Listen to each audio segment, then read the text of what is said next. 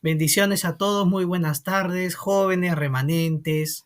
Dios los bendiga. El día de hoy tenemos un tema muy bonito que se trata de acerca de no tener otros dioses. Por eso, cuando leemos esta palabra, es Dios hablándonos a nosotros diciéndonos, joven, ¿no? Tú no tengas otros dioses, ¿no?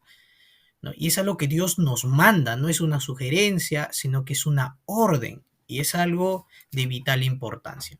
Por eso vamos a dar lectura, hermanos, a dos versículos, ¿no? Pero el principal es el versículo 7, ¿de acuerdo? Vamos a dar lectura, ¿no? Dice, no con nuestros padres hizo Jehová este pacto, sino con nosotros, todos los que estamos aquí hoy vivos. Dice el 7, no tendrás dioses ajenos delante de mí. Amén. Amén. ¿No? Y ya para comenzar, hermanos, hay que entender esto bien claro. Dios habló a los israelitas, sí, pero si se dan cuenta, le he puesto el versículo 3 ahí porque esto tiene que ver con nosotros. Dice, no solo con sus padres Dios habló, sino con los hijos de ellos, ¿no? Y también ahora lo habla con nosotros, todos los que estamos aquí hoy, miren. No solo los que estuvieron escuchando a Dios, sino que los que escuchamos a Dios a través de su palabra el día de hoy. Es decir, ahí podemos reemplazar, miren, en vez de todos los que están vivos hoy, puedo poner ahí mi nombre y puedo decir, ¿no? No solamente hablé con los israelitas, sino, William, yo hablé contigo hoy. Y por eso Dios me dice a mí, no tendrás dioses ajenos delante de mí. Entonces, esto es algo personal, es para cada cristiano, es para todo el pueblo de Dios, es para su iglesia.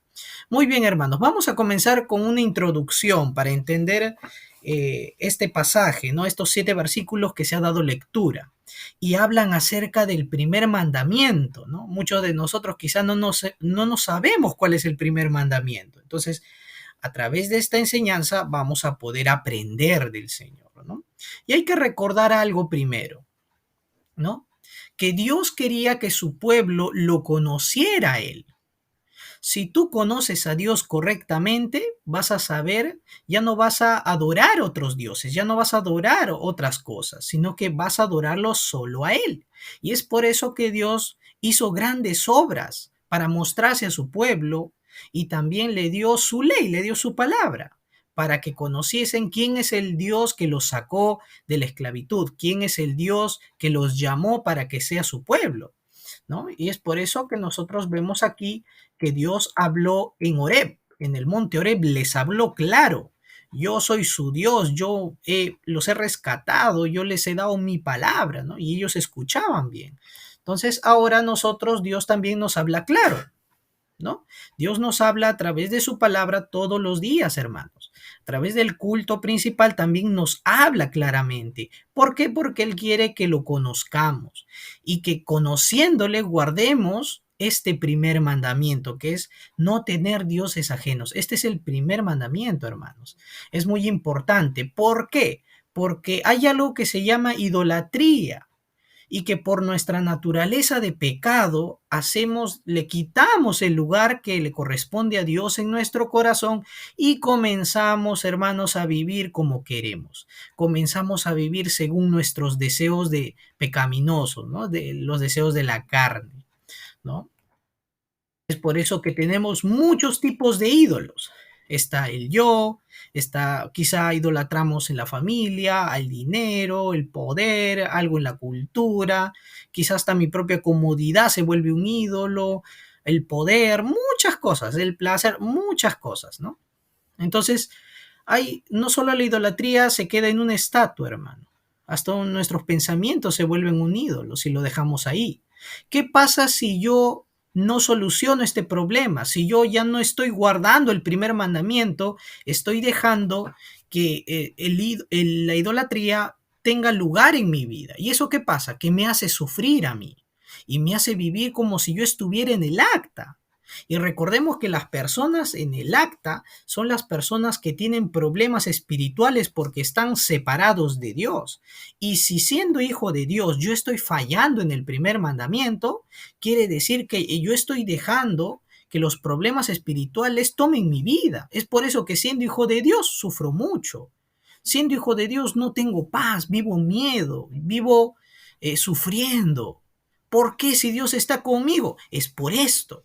Has dado lugar en tu corazón, has dado cabida a la idolatría y estás sufriendo estos problemas que ya no deberías de sufrir. Por eso Dios dice, desecha esos problemas, guarda mi mandamiento. Tú puedes guardarlo. ¿Por qué? Porque tú ya no estás separado de Dios, tú eres mi pueblo, tú eres mi hijo. Yo te llamé, yo estoy contigo, aunque tú te has alejado de mí por este pecado que se ha vuelto tu idolatría.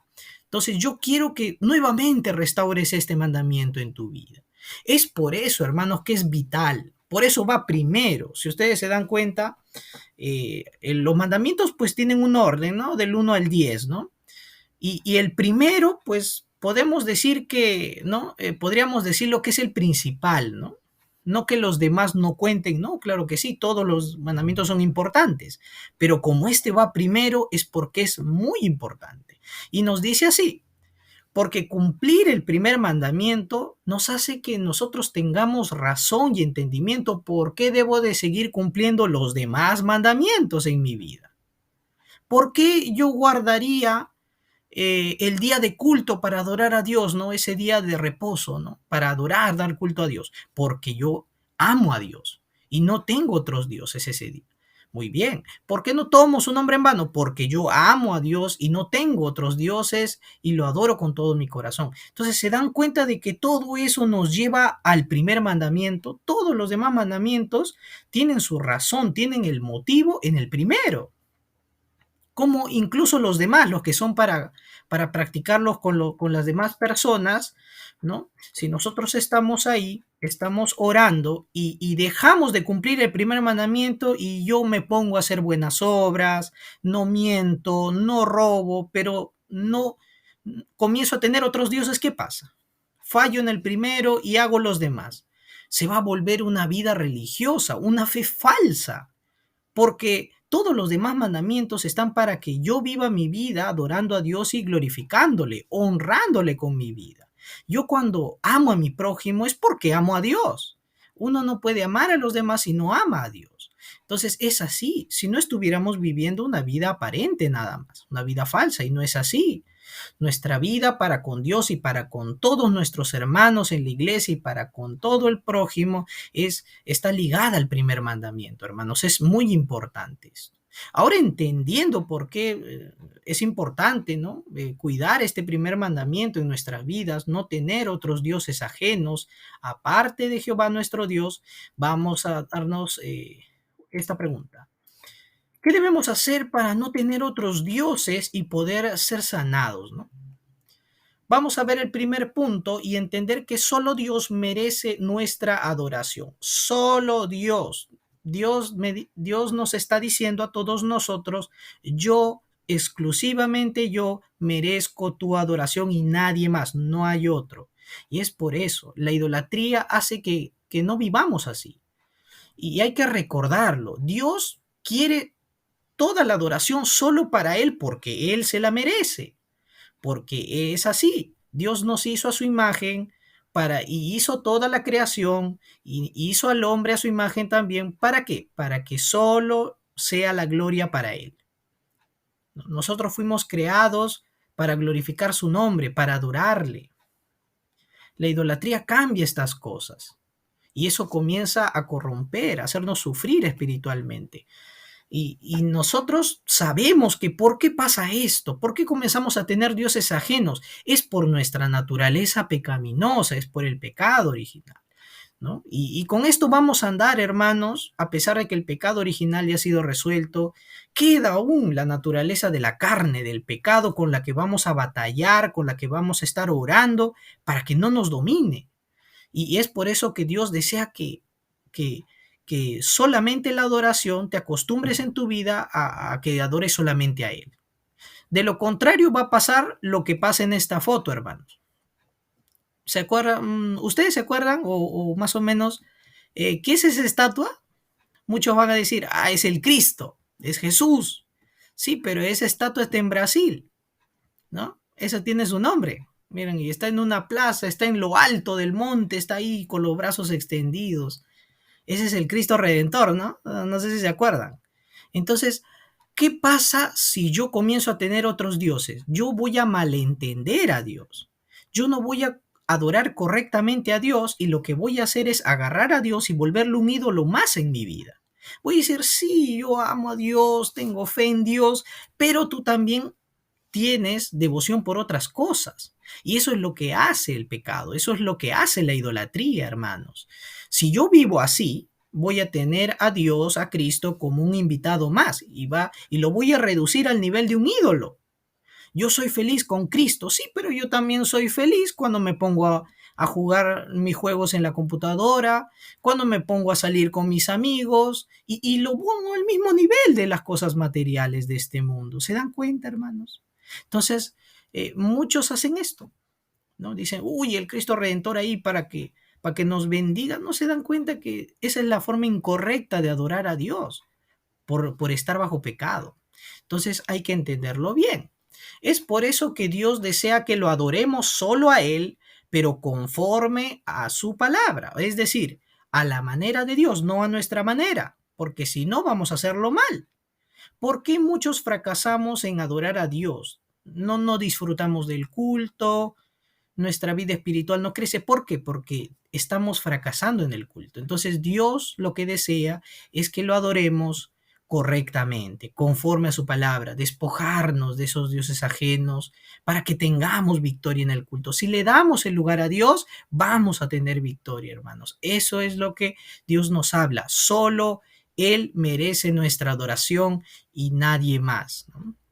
Como punto 2, ahora vamos a ver las formas de la idolatría, hermanos, porque la idolatría, uy, uy, uy, parece que hasta se camufla con nuestras cosas y pensamientos de la vida diaria. Parece que no, pero en realidad quizá estamos así. Entonces vamos a ver. Primero, la idolatría lo podemos ver como algo egoísta, como nuestro propio egoísmo. ¿Por qué? Porque ¿qué pasa si un creyente comienza a vivir y decir, no, los mandamientos que Dios ha dado no tienen importancia, más importa ¿no? Lo que Jesús ya hizo en la cruz, ya no es necesario seguir los 10 mandamientos? Ese pensamiento es un pensamiento egoísta, es un pensamiento que quiere las cosas fácil. ¿Por qué? Porque ya no quiere sujetarse a Dios, ya no quiere vivir con las normas que Dios ha dado, sus mandamientos, sino que quiere vivir como a él le place.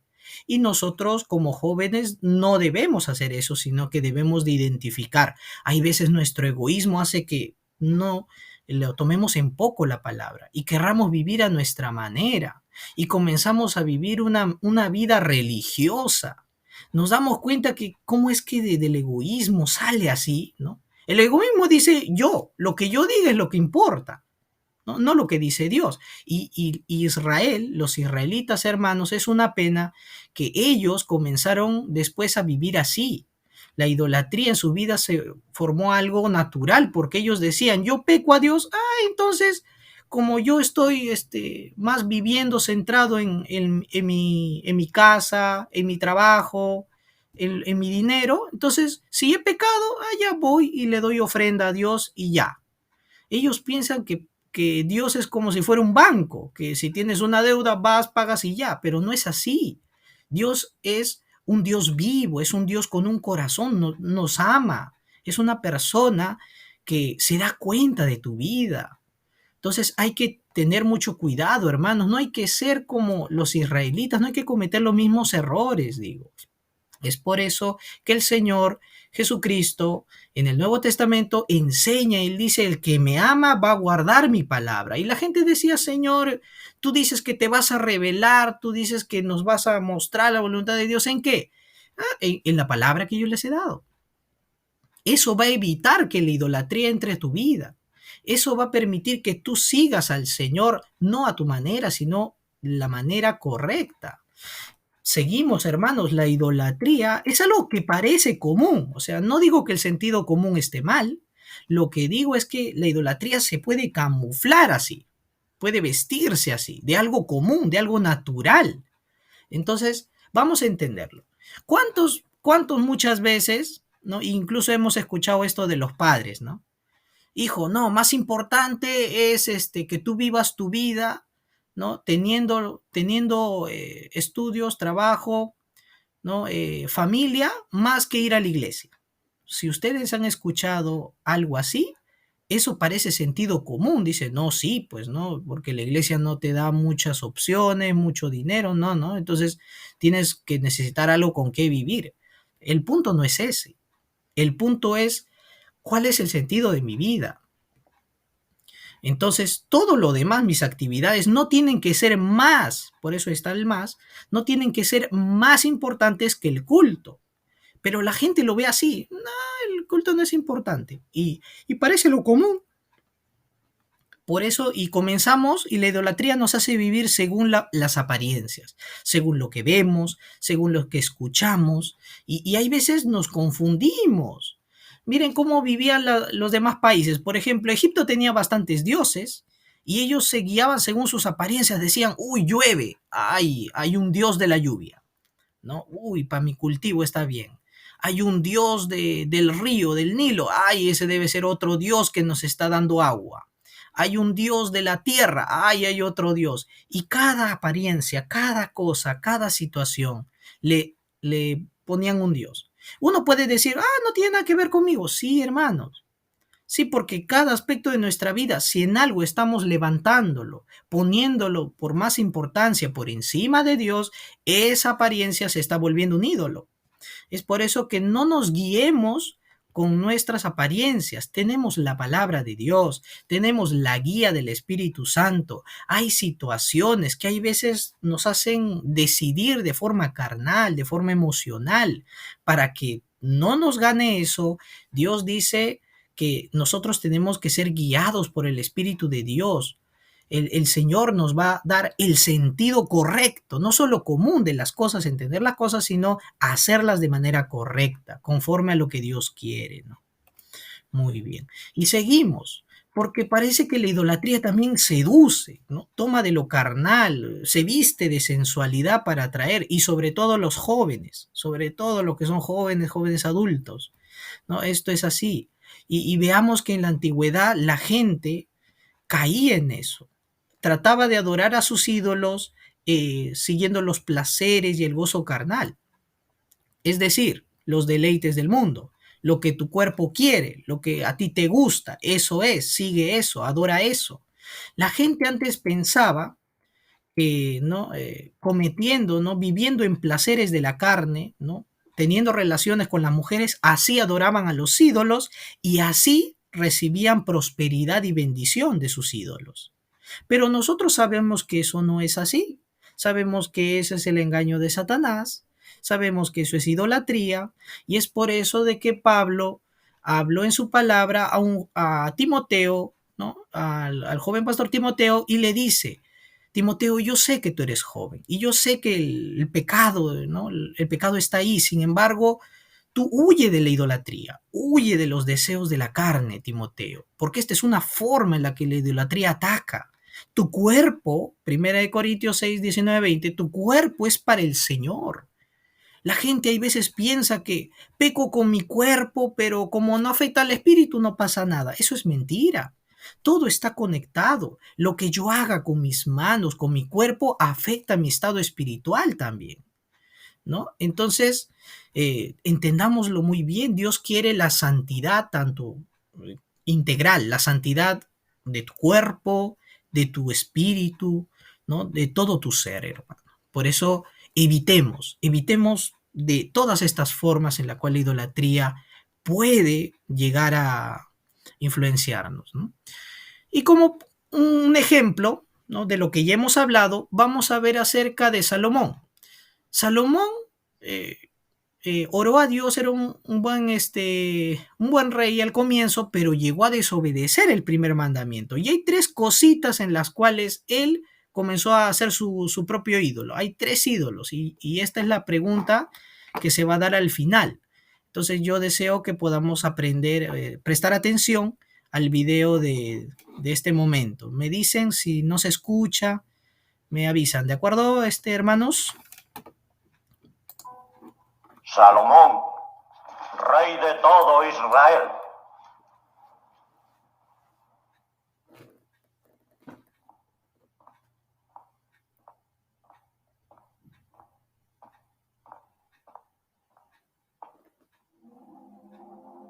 Señor Dios de Israel, no hay otro Dios como tú, y los cielos pueden abarcar tu grandeza. ¿Cómo podrá hacerlo esta casa que yo he edificado en tu nombre?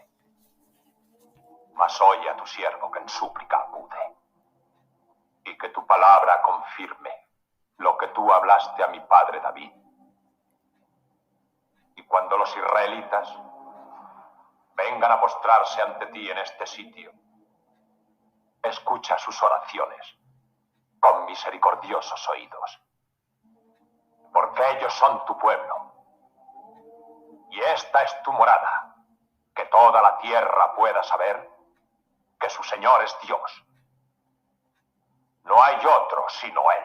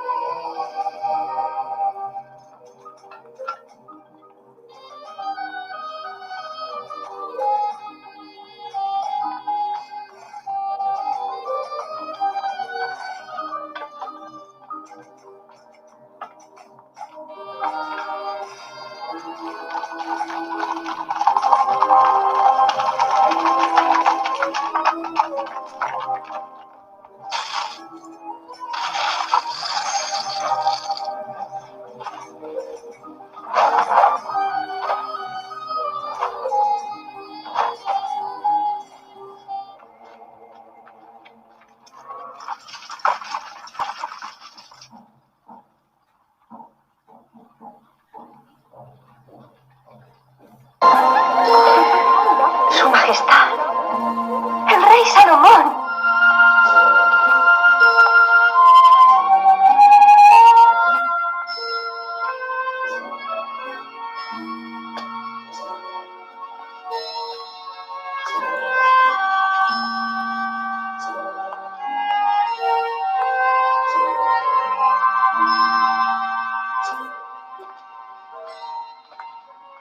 ¿Qué podrías decir a la vista de tu iniquidad? Por tu culpa la discordia reina entre nosotros. La unidad de Israel se ha deshecho.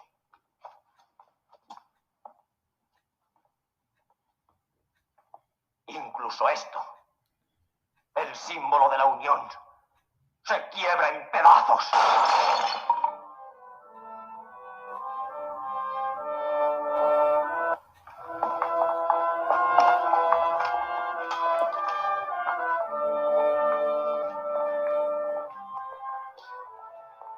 Mas si os apartareis de mí y no guardareis mis mandamientos, yo os arrancaré de raíz y os arrojaré de esta mi tierra que os he dado. Y esta casa consagrada a mi nombre será el asombro de todo aquel que pasare junto a ella, que dirá: ¿por qué ha tratado el Señor así a esta tierra y a esta casa?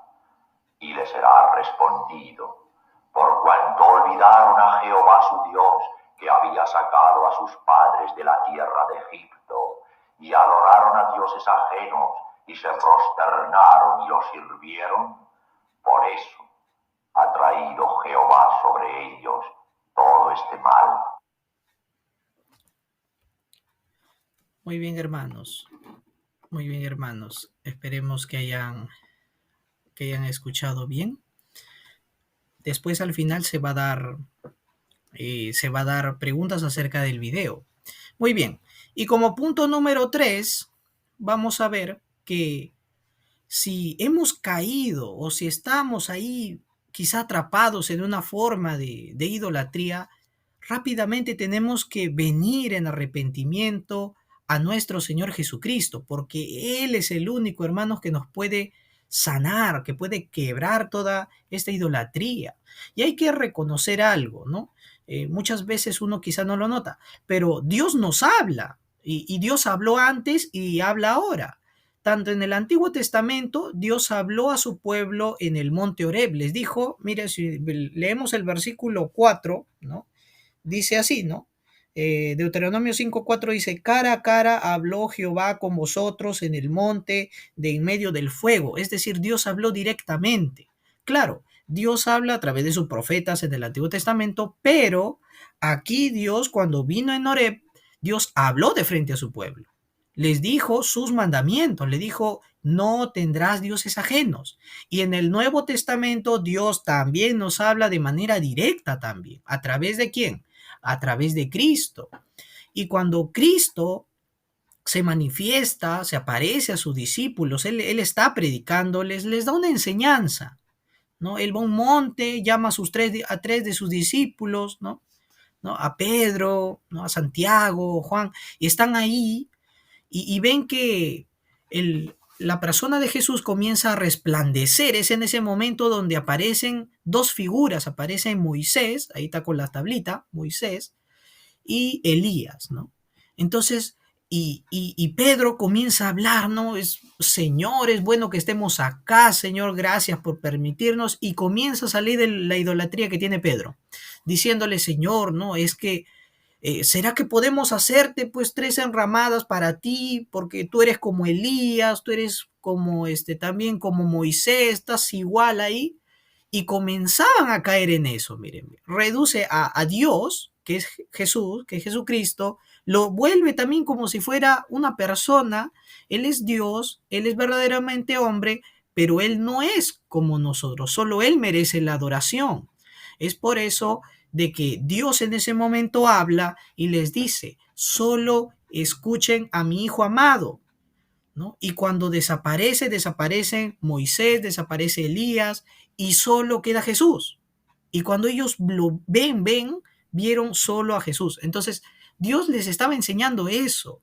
Lo que Dios habló antes en el Antiguo Testamento, Dios lo da a través de Jesucristo. Él es el cumplimiento. Debemos hacer caso al Señor, a nuestro Señor Jesucristo. ¿Y qué dijo Jesucristo? Pues que amemos a nuestro Dios con todo el corazón, con toda nuestra alma, con toda nuestra mente, ¿no es cierto? ¿Y qué es eso? Es adorar completamente a Dios y no tener dioses ajenos. Eso es.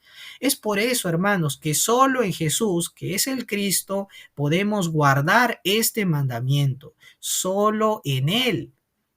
¿Por qué? Porque solo Él cumplió las tres funciones.